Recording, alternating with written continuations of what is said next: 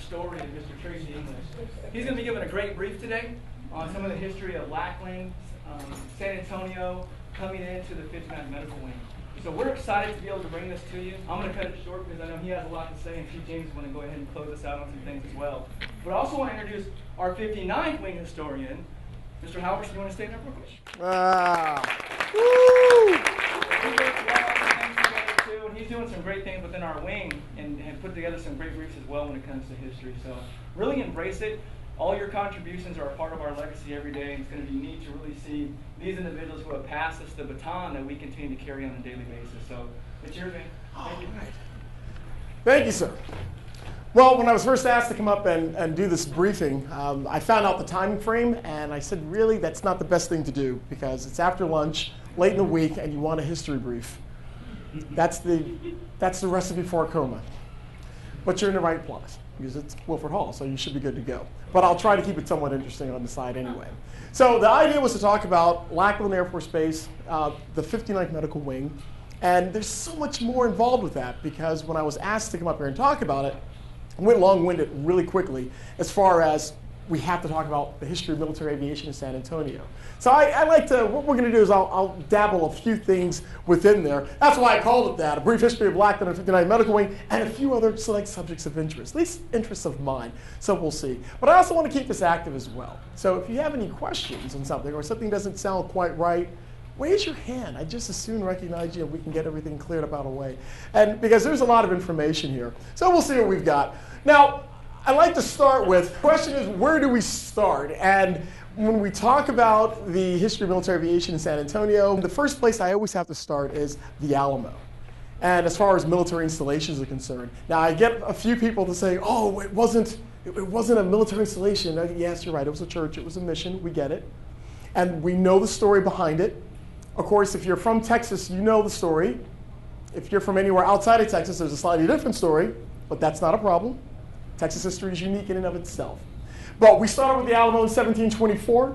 We come down to Fort Sam Houston in 1865. He was a man, he was a legend. He did a lot of great things for the country and for the state of Texas, but we won't harp too much on Sam Houston right now. Just to know that that installation came up just northeast of the city in 1865. So from there, we've got to take a small break because we're talking about the birthplace of military aviation, and what we typically hear, it's San Antonio, we're it, this is where it started. Well, sort of, but not quite so much. We have to go back to 1908. We have to go to Fort Myer, Virginia. And specifically, I like to talk about Thomas Selfridge, Lieutenant Selfridge, who was an aviation enthusiast. He really was. He was the first military person to fly, to solo an airplane. And then he turned around and flew with the Wright brothers.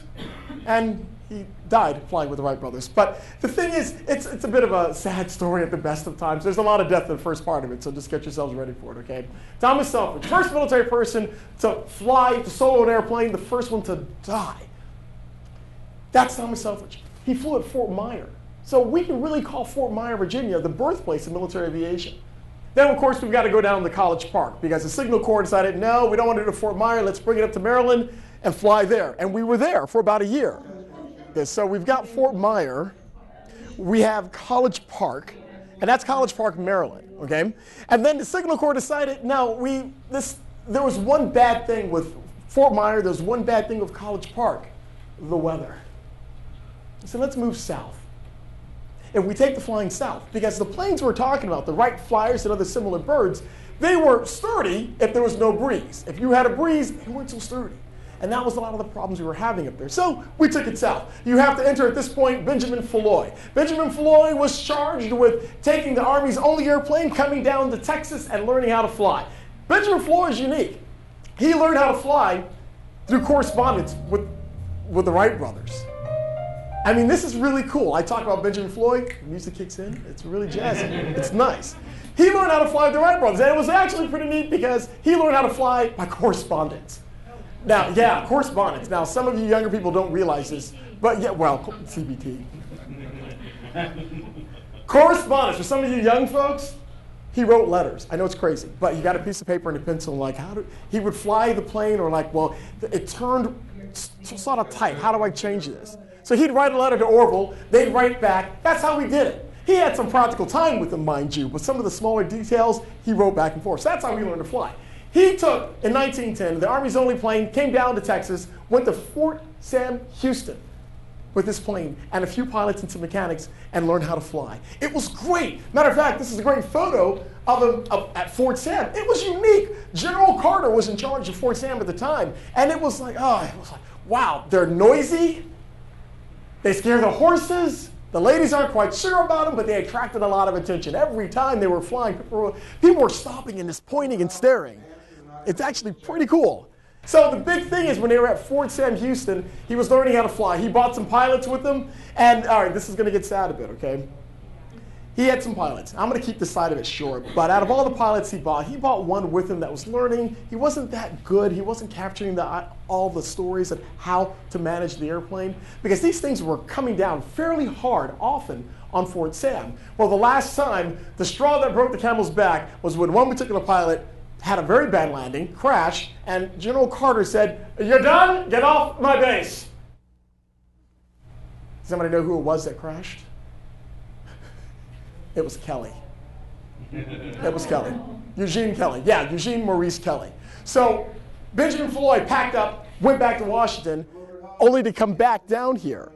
And he came back here in, 1917. He came back in 1917 with orders to establish an airfield again. And he knew he couldn't go back to Fort Sam because we knew what happened the last time he was here as well. So we've got the Alamo, 1724. We've got Fort Sam Houston, 1865. And in 1917, we established Kelly Field. And Benjamin Floyd came back and took care of that. And while he was there, we established his field just a few days before we entered the Great War. Actually, the Second Great War. That's how fast it was. But we knew that this was a great town, this is a great city, we needed more spots to fly. So we had to get another field up and running. Now, to get that other field up and running, here's another sad story. This comes with the medical side too. There were some young pilots. We had a local boy. His name was Sidney. Great kid, learning how to fly. He worked with a newspaper, ended up getting into the Air Corps. He got into the Army. He wanted to fly. He was flying. He was taking his final flight, cross-country flight. He left out of Kelly Field. Oh, let me backtrack. The day before, he got a flu shot. Fast forward 24 hours.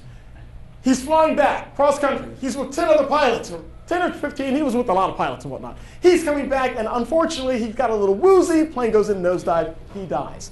Who am I talking about? Sidney Brooks. Yeah. So we lost Brooks. But in the plan of opening up a new field, well, yeah, we got a name already. So Brooks opened up in 1918. He actually died in 1970, November 1970. When we opened up the new field, bam, we already had a name for it. It works well that way. So it sort of works well that way. You do a great thing, unfortunately you die, we'll name a base after you. It goes well. But it didn't stop there, because we were opening up a new base in the upper northeast side of San Antonio. No problem. We had a committee that was formed. We knew what the base was going to be like. It was going to be solely for flying. Couldn't find a name for it. Well, we had a guy, William, who was on the committee to name the base. Oh, Friday. Man, we can't get a name. It's Friday. Let's break. Let's go home. So he's like, well, I'm going to go visit some friends up in Gorman Field, up North Texas. He gets in a plane, flies. You know what happened, right? Yeah. The rest of the committee, we have a name. Randolph. It came in 1929. So now that's it. Now there's one more base we got to talk about, and yeah, you know what that base is. It's Lackland. So for right now, here's what we've got. These are the dates. Now you've got the quick stories about how we got the names for all of these places. And then we've got the Johnny-come-latelys. The Johnny-come-latelys, yeah, that would be us at Lackland. Now, how did that come about? It came about because of Frank. I like to call him Frank. Frank was in charge of Kelly Field in the 30s. As a matter of fact, he made a couple of trips here to San Antonio. And in 1938, he was in charge of Kelly Field. But he knew what he wanted to do. He wanted to separate the flying, because we had advanced bombardier training and navigation training, and we had a bunch of cadets on base.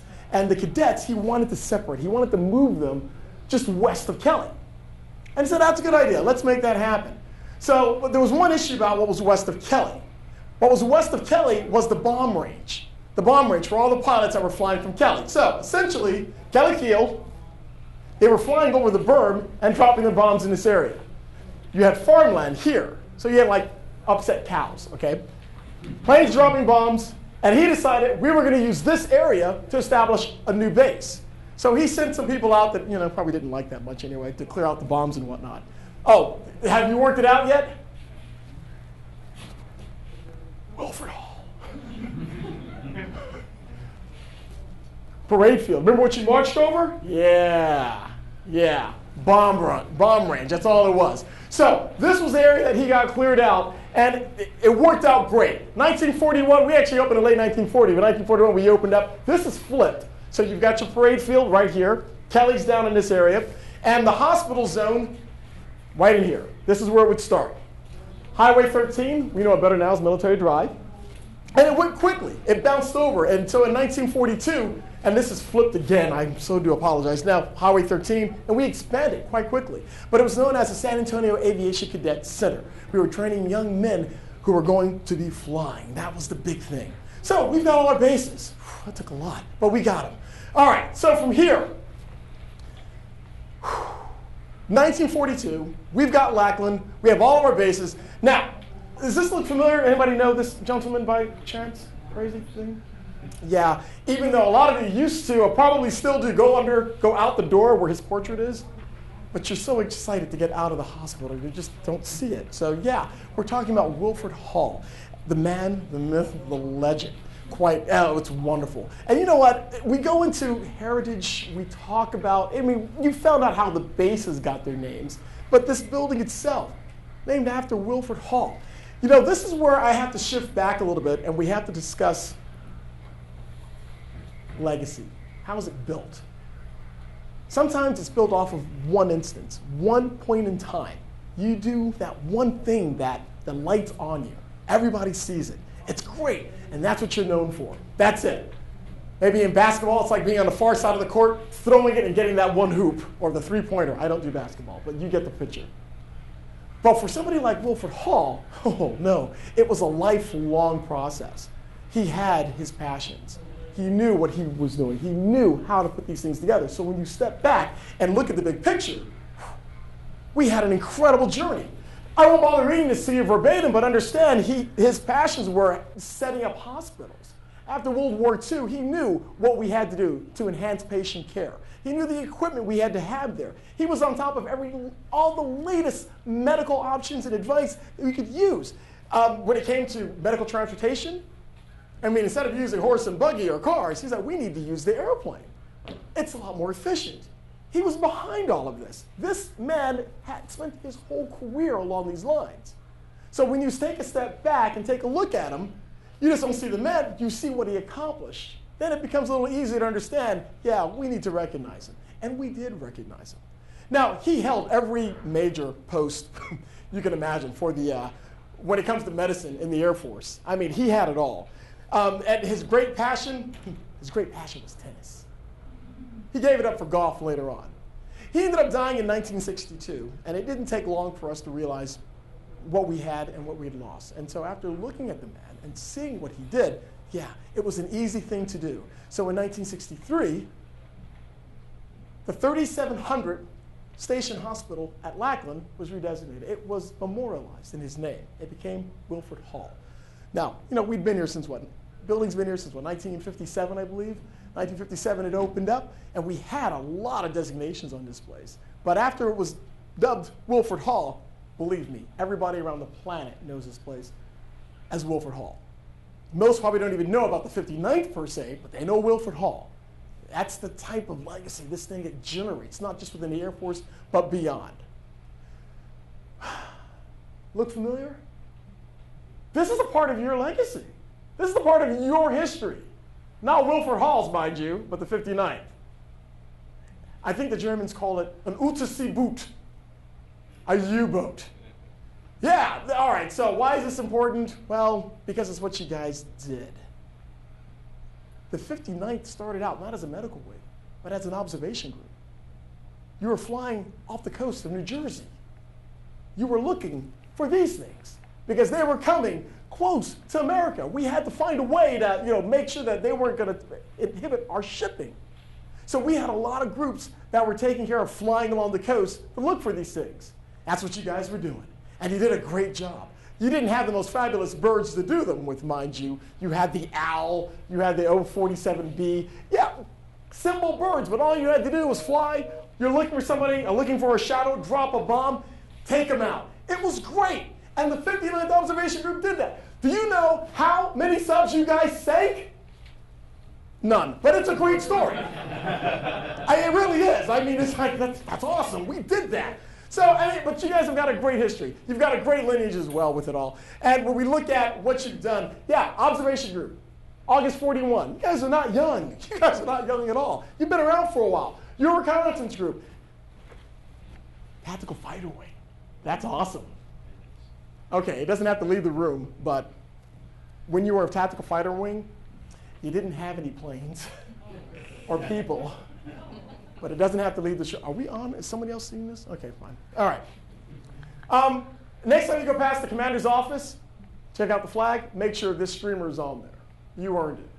This streamer should be on there. World War II anti-submarine. Now, stations, you've been all around the place. You know, you've been quite around. But let me tell you about Victor Dalian. Victor Dalian was your very first commander. He was born in England, came over here. He's a well-traveled man, loved to fly, loved to take pictures. He started up his own company in Philadelphia as an aerial photographer. And it was sort of neat, but he had a passion for flying. So when the Great War came about, after Pearl Harbor, he got in. And he had a number of commands around the Caribbean for the most part. But he ended up taking command of this wing. He's the right guy. He passed away in 1991. He lived quite the number of years, actually. And it's got a pretty interesting life that he led. But Victor Dalian, I like to point him out. I wish I had a good photo of him, but I do not on that one. But the 59th Wing, yeah, you guys did more than hand out Tylenol and do all the other cool stuff that you do. You guys were an observation group. You were active. You were out there. You had planes. Well, at least some of the times you had actual planes. All right, so when we talk about legacies, when we talk about people, we look at their career, we look at how we look at them and how we observe what they did for us. We got to look at Dunn. We have to look at Brigadier General Benjamin Walter Dunn. Now, we know about Dunn Dental Clinic. We've probably been there a couple times. This man, and you can compare it much like Wilford Hall. His big thing was prosthodontist. Now, for everyone else, and I had to look it up, the big thing was he made you look good from the teeth outward. Reconstruction. And that was his thing. It was his thing to the point where he actually established laboratories, dental laboratory services. He set them up so that people wouldn't have to travel that far to get their teeth corrected, to get them fixed. I mean, he set it up in the Caribbean, so all of our forces, U.S. forces in the Caribbean, had a spot to go to for dental services. In Europe, he set it up. When you look at his legacy, when you look at what he did, that's a person there who actually, it's not just one thing that he did, but you look at all the various pieces he put together. And so when we look back at his life, I'm like, oh, wow. I mean, it even makes sense, because we have, don't we have a postgraduate school here? Now, I know the new building it's at. Remember where that school was before? Wow. Yeah, that's how we remember him. That's how we remember these people. And it works out well. So now we know the building name. We've seen Dunn. We've been in there. Now we know a little more about it. And it works pretty nicely that way. What about Reed? Senior Master Sergeant David Reed, that's a little different on him. A little different. He died in 1985. Sergeant Reed was his specialty fields were environmental and veterinarian areas. And the big thing with him was his heart. I know, how can you quantify that? But that was him. His thing was his compassion. That's what everybody remembered about him. A very passionate man. His love of taking care of people was what drove him to do everything that he did, including becoming a first sergeant at the Station Hospital in Shaw Air Force Base. His passion and his drive caused him to volunteer, to get on a C-130 and fly to Honduras in 1985 to help out U.S. forces that were working there. And that's when this plane crashed. Other people died in that bird, don't get me wrong. But when it came to Senior Master Sergeant Reed, that's what people remembered. 3 things they remembered about him. He was a mentor. He was a leader. He was a friend. That's what everybody remembered about this man. Now, can anybody think of somebody they know right now where all 3 of those words fit? Mentor, leader, and friend? Maybe 1. Maybe possibly 2 for one person, but all 3? Without a doubt, any and everybody could look at that man and say, yeah, mentor, leader, and friend. That encapsulated everything that Senior Master Sergeant David Reed was all about. And because of that drive, because of that passion, he left a lasting legacy on everybody he touched. Everybody. So when this building was dedicated in his name, it was a question of, yeah, you walk through those doors, compassionate caring. That's what you're going to get when you go to Reed Clinic. That was the big thing. So, you know, unlike Dunn, we have to compare him to Dunn. We have to compare him to Wilford Hall in what they did. They didn't do it alone. They stood on some tall shoulders. All of you are standing on some shoulders of people who've done a lot of work out there. You're going to leave your legacy as well. But there are other people out there. There are a lot of people out there, trust me. Wow. What I've done and what we've done in this wing, one of the items that we've worked on, the Enlisted Heroes Walk. It's on the north end of the bomb run. Some of the young guys probably remember that because on your final parade, that last great time you marched over these pavers. The pavers are filled with names of those enlisted personnel who were awarded the Medal of Honor, the Air Force Cross, and the Silver Star. Oh, I'd love to carry on and do more, but I didn't have that type of money to carry it on. There are some stories. Medal of Honor, enlisted Medal of Honor, we know those stories. I'm not lying to you. We know those stories. But there are so many other people who've done such an awesome job. They were doing their job. They were doing the best they can. They were helping others. But we don't always recognize them. We don't know who they are. That's what we have to work on to get that recognition out there. This is what we're doing here with the Enlisted Heroes Walk. There are more names to add to it, and we're adding to them. We add to them every year. But recognition is something that's big with me in this wing and on this base. And it's something that we're doing we're quite proud of. Let me tell you about another shoulder you may have stood on. The gentleman to your right, military training instructor, Onaki is his name. Sergeant Onaki, nice guy, awesome fellow. Friday nights you want to play cribbage with him, let me tell you. But the question I have for you is, who's on the left? The historians in the front row cannot answer the question. Oh, yes, I can. I know you can, but you can't answer the question. Anyone else? Any idea? All right, let me give you a hint, because I'm good with hints. This person went through basic training, through the 3724th Basic Military Training Squadron Flight G-168 in May of 1968. And insert sound of crickets. Okay, nothing. Nobody. All right. All right. Yes, ma'am, front row. George Bush. Wow, she's on it. It happens to be the 43rd President of the United States, George Bush. Now, if you didn't know it, I'll tell you, yeah, he went through basic military training. Young guys up here, yeah, he did everything. Well, he didn't roll his T-shirts. He folded them, like I did when I came through. But when he came through, he was in the Guard. He had a degree. He wanted to go fly. He wanted to become a pilot. But, as we like to say, back in the day, the Guard, the 149th, yeah, that's what he was assigned to, sent him to Air Force Basic Military Training first. Then he graduated, went back to the Guard, and they got his bars. That's what he did. So if anybody who has an interest in becoming a historian, because that was his major in school, history, so you don't have to become a teacher. You can become the President of the United States. Yeah. And I'm here. All right, so it's not just President Bush. I mean, yeah, you went where he did. You're on his shoulders here. But there are so many other people that have walked where you have in basic military training. People you probably didn't realize. We know Chuck. He passed away, what, last month? Month before last, I think? Chuck Yeager? Yeah. Now, that's an old one. Trust me, this is Army Air Corps days, but I like to put him in here anyway. Tom Skerritt? Moses had stripes. You have to be of age to get that. You get that? Okay, Moses. Young ones, I'll tell you about that one later. Man in Black, Flip Wilson. Flip Wilson was a black entertainer from the 60s, 70s. Famous man. He got his nickname when he was in the service. They called him Flip because he was always flipping out. And of course, we have to talk about Sinbad. I think he almost got kicked out, actually. He was an air refueler. He was actually in Thompson, he was in Thompson Blues for a bit there. And yeah, he did a good job. You probably didn't know about Sinbad, did you? You're going to look at him differently the next time you see that movie Jingle All the Way, which I watch every year.